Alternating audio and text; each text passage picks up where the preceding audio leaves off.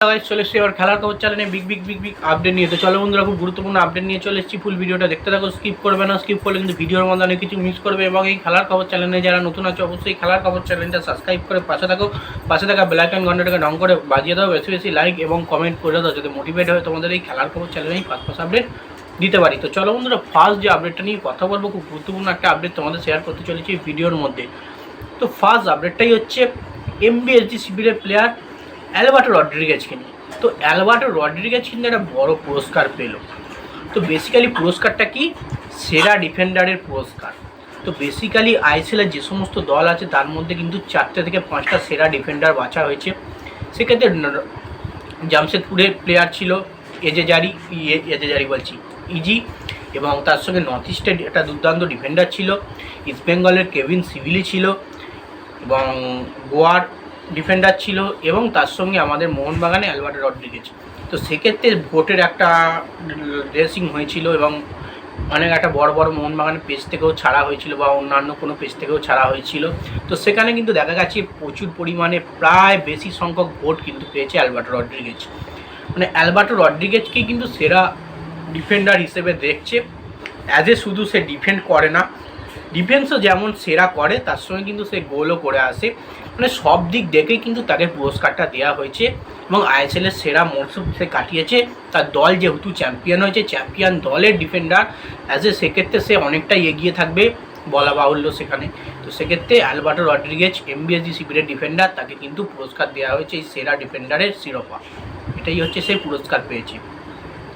তো এবার নেক্সট যে আপডেটটা নিয়ে কথা বলবো, খুব গুরুত্বপূর্ণ আপডেট তোমাদের শেয়ার করতে চলেছি। সেটা হচ্ছে এমবিএসজি শিবিরের প্লেয়ার অনিরুদ্ধ থাপাকে নিয়ে।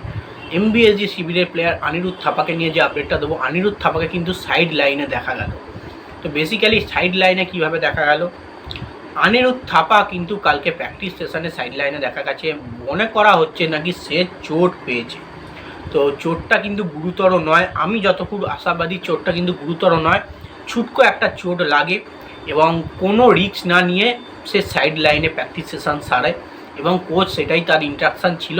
কোনো প্লেয়ারের যদি আস্তে হালকাও চোট লাগে, তাকে প্রেসার দিয়ে অনুশীলন করানো হবে না। কারণ হালকা চোটটাই যদি প্রেসার দিয়ে অনুশীলন করানো হয়, তাহলে সেটাই বড় চোট হয়ে দাঁড়াবে।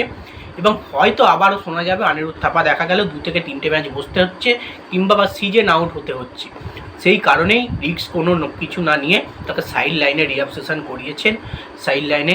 কারণ 1-2 দিন তিনি যদি রেস্ট নেন, আবার তিনি পুরোপুরি ফিটে চলে আসবেন। হালকা যে চোটটা লেগেছে সেটা কিন্তু পুরোপুরি ঠিক হয়ে যাবে। তো সেই কারণেই কিন্তু তাকে সাইড লাইনে দেখা গেছে অনিরুদ্ধ থাপাকে। কোনো রকমই চিন্তার কোনো বিষয় নেই, এটা নিয়ে চিন্তা করে কোনো লাভও হবে না। তো নেক্সট যে আপডেটটা নিয়ে এবার কথা হলো, সেটা গুরুত্বপূর্ণ আপডেট। সেটা হচ্ছে ইবিএফসি শিবিরের ডিফেন্ডার কেভিন সিভিলিকে নিয়ে। তো কেভিন সিভিলি কি ফিরছেন?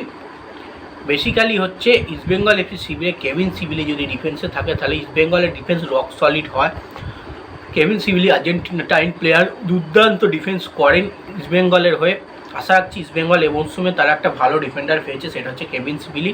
কিন্তু বেশিরভাগ ম্যাচই সে চোটের কারণে তাকে বাইরে থাকতে হচ্ছে, এবং চোটের কারণে সে মাঠে ফিরতে পারছে না।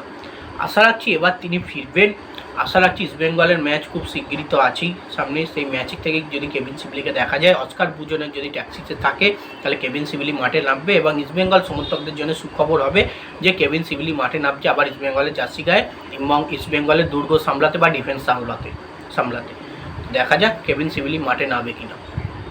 নেক্সট এবং লাস্ট আপডেট যেটা নিয়ে কথা বলবো, সেটা হচ্ছে রায়ান উইলিয়ামসকে নিয়ে। ভারতীয় দলের রায়ান উইলিয়ামস, বেঙ্গালুরু নয়। তো বলা যাচ্ছে যে ফুটবল মানে 4 ফুটবল এক্সপার্ট, যেটা শুনছি পুরনো ফুটবল এক্সপার্ট বাঙালি, তাদের কথায় শোনা যাচ্ছে সুনীলের বিকল্প কিন্তু হতে চলেছে রায়ান উইলিয়ামস।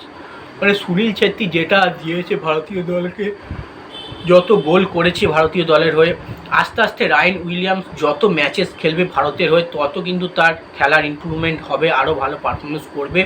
তো বলা যাচ্ছে নাকি সে গোলের মধ্যে থাকবে। অস্ট্রেলিয়ান প্লেয়ার হয়ে কিন্তু সে ইন্ডিয়ানে এসছে, ইন্ডিয়ার নাগরিকত্ব নিয়ে ইন্ডিয়ার হয়ে খেলছে, এবং সেই পারফরমেন্স কিন্তু সে দিতে পারবে, সেই ক্ষমতা কিন্তু রায়ান উইলিয়ামসের আছে। এবং আশা রাখছি সুনীলের পাশাপাশি রায়ান উইলিয়ামসও সুনীলের মতো একটা পারফরমেন্স দেবে ভারতীয় দলের হয়ে, সুনীলও পাশে থাকবে। তো সেই কারণেই বোঝা যাচ্ছে যে রায়ান উইলিয়ামস কিন্তু সুনীলের বিকল্প হতে চলেছে। তো যাই হোক, এই আপডেট ছিল। ভিডিওটা যদি ভালো লেগে থাকে লাইক কমেন্ট শেয়ার সাবস্ক্রাইব করে পাশে থাকা। চলো বন্ধুরা, বাই। আবার নেক্সট ভিডিও